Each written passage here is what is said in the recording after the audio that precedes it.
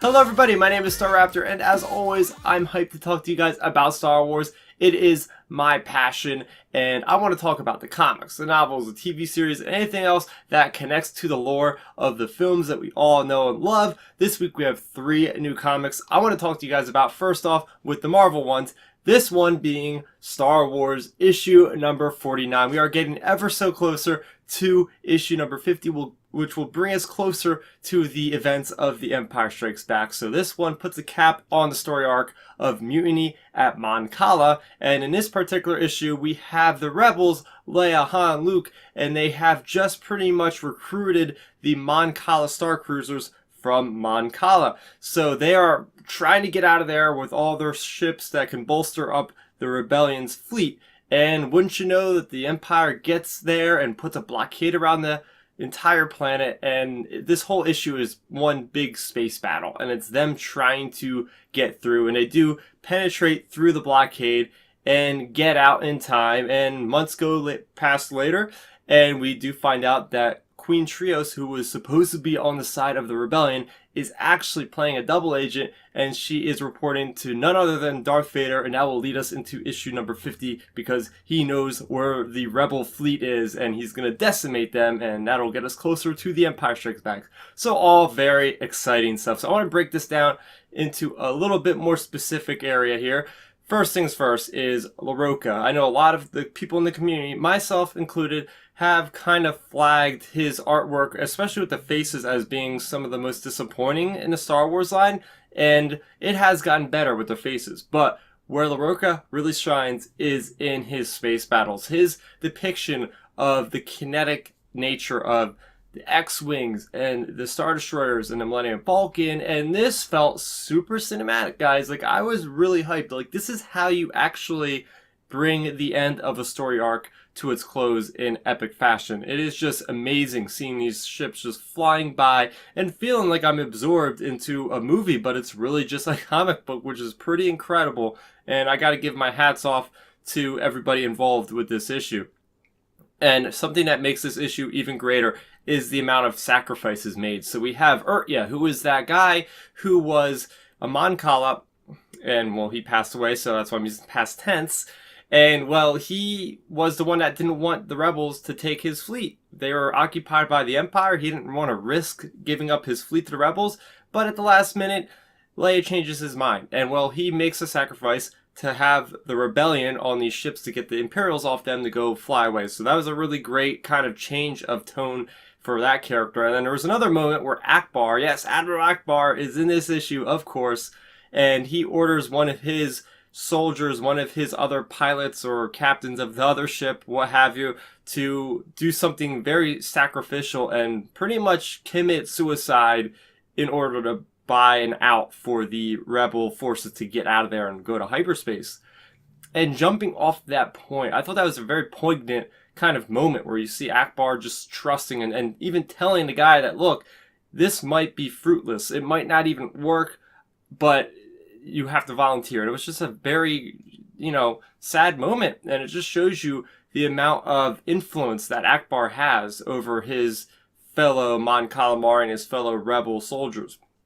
And jumping off of that point, this is a great connection. 2 weeks after Solo, it was mentioned that this ship was harboring tons of coaxium. And we know that coaxium is what was in Solo. That is basically this component of hyperspace travel, right? It's very volatile, and when it explodes, man, it just does massive destruction, and that's what happens here. That ship that is called the Aurora Flare, something like that, I cannot pronounce it. It just causes destruction in the Star Destroyer's hull, and that's what gets the rebels to leave, so very cool. Something else that I really enjoyed was the farewell to this changeling that was helping them throughout this arc. He was the changeling that was impersonating the Moff, and we see him and C-3PO, spacing away. And it's the one moment where you actually realize that, hey, C-3PO might even have a buddy. Everybody usually gets on C-3PO's case for being too annoying and whatnot, but this guy, they kind of shared a bond. And he says, I'm going to write a story about this one day. And he says, I'm going to call it The Mutiny at Mon Cala. So how meta is that? He said a line that is actually the title of the arc itself. So very cool there. And the last thing I want to mention is how this issue actually jumps ahead in a couple months. And we see Leia and Trios, and you see all the Mon Cala cruisers docked, which is a very evocative image of how the rebellion is just growing as a whole.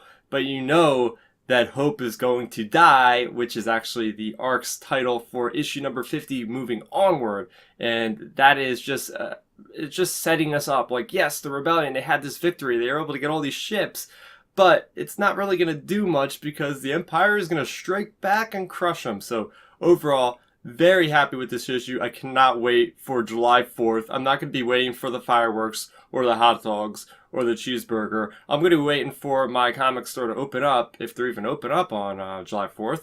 I'm assuming they are, and I'm going to go in there and get my issue of Star Wars number 50. I'm going to be a very happy man. And the next one I want to talk about is another Marvel issue. It is Star Wars The Last Jedi Adaptation, issue number 3. And I just want to take some recognition to show you guys how cool this cover is. I really appreciate it, considering I do like the characters of Finn, as well as Paige, as well as DJ, and the whole plot surrounding Canto Bight. I know it was not the most popular opinion, but I still enjoyed it. So let's get into it. Where does this one take place that adapts The Last Jedi? Well, we start off with Rey and with Kylo connecting yet again through the Force, and it takes us all the way up to the point where we actually see them touching hands and Luke Skywalker shouting no and just destroying the whole hut they're in and everything in between. So we see a little bit or a lot of Canto Bight actually, and we do see more stuff with Holdo as well as Hux. So things I want to just touch upon are the greatness that Gary Whitta has with writing in this issue. It is so much more condensed, but it works for a comic book. We don't really spend much time on Canto Bight, but the stuff we do have on Canto Bight is meaningful, is impactful in a way that he writes it. However, I will say I do not like the art all that much in this one because there's a lot of inconsistencies where one panel will show a super detailed face, another panel it'll look like something from Charlie Brown. So it's kind of all over the place. Plus, he uses a lot of shadows, so it is kind of a little bit different. Although I did like the alien scenes with a lot of the background characters, I thought the artist did a great job with that. So issue number 4 should be pretty good. I'm torn because I do like the writing, I do like how that is paced, and it's just the art to me kind of holds it back just a little bit. And last but not least, I want to move over to the IDW comics, and this week we have Star Wars Adventures issue number 11. This comprises 2 stories, like always, Powered Down Part 2, as well as Family Affair Part 2. So let's jump right into Powered Down Part 2. And this one's all about Han Solo. This is technically like the 3rd story in this little story arc. And it's Han and Chewie after the events of Solo, but before the events of Star Wars Episode 4, A New Hope. And they're dealing with Zuckuss, and they're dealing with 4-LOM, who work together as a pair, as bounty hunters. And, well, they crash land to this planet because, well, it makes their electronics kind of go crazy and short out. They somehow take out the transmitter that lets everything come back with electricity, and that was a bad idea because it unleashes this ancient kind of force of these insect robot droid things. Yes, it's very sci-fi, definitely. But it kind of works for a story like this, which is basically all action. So that's what this is all about. We have Han, Chewie, they're getting on the Falcon, they're blasting out of there, and then Zuckuss and 4-LOM are tagging along, and then they try to get them, and then they kick them out of the Falcon, and they're flying and plummeting to the planet below, and then we have Han saying, oh, we tricked them, we're actually not shorted out, we are just trying to have them exit without, knowing that, and then they pull out, and that's really a story. Very quick synopsis, I know, but that is the overall gist of what happens in this particular issue. Things I did like about this is how it kind of expands. I don't think we ever heard about the Bounty Hunters Guild in canon before, so would that include IG-88? Would that include Bosk or Dengar? I don't know, but pretty interesting. They also mentioned Zuckuss and 4-LOM about their employer for the job to get Han dead or alive was this person named Nodo. I've never heard them before in Star Wars canon. Let me know if you've ever heard of them down in the comments section below. Also, I just like the idea that Han and Chewie, they just pull the stunt where they're thinking that, oh, they're crashing, so that Zuckuss and 4-LOM got the parachute to jump out, and then that way they're free from the bounty hunters and they can get out. I thought that was such a Han Solo thing to do, so very cool story right there. The next issue I want to talk about is Family Affair Part 2. This is also continued from issue number 10 of Star Wars Adventures, and this one is about Lando Calrissian. He is approached by a woman who wants to basically have Lando talk some sense into her son, who wants to become a gambler, just like Lando. So this one picks up right from where we left off. They are on the run from this criminal that is getting, agitated by this one boy that Lando's in charge of showing the ways. And they're on the speeder chase all through Cloud City. I'm pretty sure this is before the events of The Empire Strikes Back. So Lando this time, I think, is the Baron Administrator of Cloud City. I'm not really sure where this falls in the timeline. It's got to be before, obviously, the whole Battle of Endor thing, though.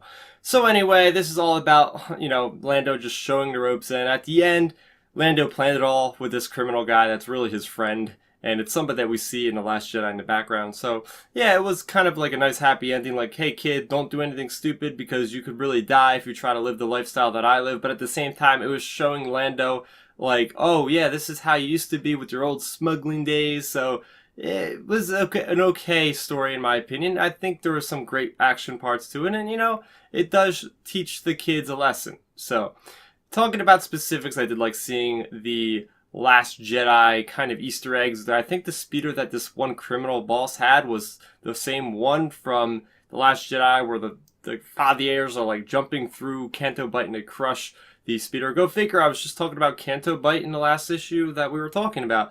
Another thing that I thought was cool is just seeing more of Cloud City. I love Cloud City. It's one of my favorite locations in all of Star Wars. So every time I see it, I love it, especially from the vantage point of a speeder chase. That's a lot of fun. And one little moment that I just had to laugh at was there was a couple moments where the one character, the boy that Lando is watching, his ward, if you will, he speaks Huttese at certain points. And it's mainly just to talk behind Lando's back. And at one point he says, Ichota!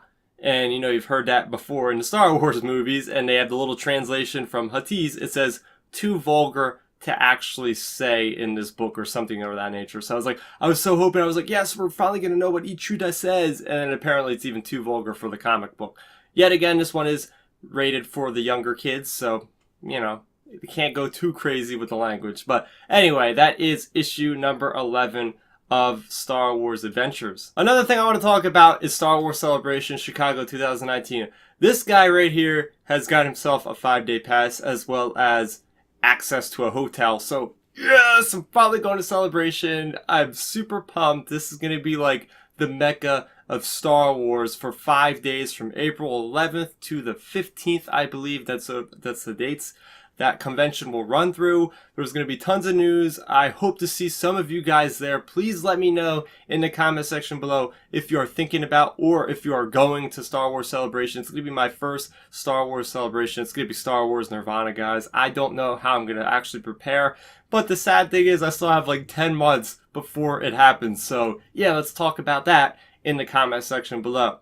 Also, some very exciting things happening possibly this week. Well, we are getting some more details about Star Wars Battlefront 2. EA Play, which is going to be during E3 week, which starts on this Saturday, is having a panel, if you will. I think it's around 2 p.m. EST. I'm not sure on the time. It's sometime Saturday afternoon. And they have confirmed that they will be talking about the future of Battlefront 2. And I actually went ahead and made my predictions for what is going to happen with Star Wars at E3 as far as what they might announce. So, needless to say, I already have some of my predictions wrong because just today they just announced the second half of the Han Solo second season of Star Wars Battlefront 2, which I predicted to be at that panel. So, hey, I'm already wrong, which is a great thing because that means they're going to be talking about stuff that's further along than Han Solo. So maybe we'll get some Clone Wars DLC. Hell, maybe they'll even talk about Respawn's game that hasn't even been announced yet. I know it's been like 2 years since they even talked about it, but I'm very excited. So I want to hear what your guys' thoughts are on Star Wars at E3. And again, I have that video you guys can check out now. So next week, you guys can look forward to Darth Vader issue number 17 as well as Thrawn number 5. So with all the comics that came out this week, let's talk about them in the comment section below. How pumped are you for issue number 50 of Star Wars? Are you as hyped as me? What did you think of issue number 49? How are you enjoying the adaptation of The Last Jedi? And what about Star Wars Adventures 11? Let's talk about it in that comment section below. If you guys like this video, make sure to go ahead and hit that subscribe button if you haven't already. That way it helps support me and you guys will never miss another video. I do these on a weekly basis. My name is Starrapter. Thank you so much for watching, and may the force be with you always. Thanks for checking out the video. Please hit that thumbs up symbol. It helps me know that I'm making content that you guys enjoy. And if you enjoyed this video, I also include 2 videos down below you guys should check out. And please consider subscribing to this channel. It helps support me and it notifies you guys of when I get new videos up on the channel. You can also contact me on Twitter, Facebook, and Instagram at Starrapter.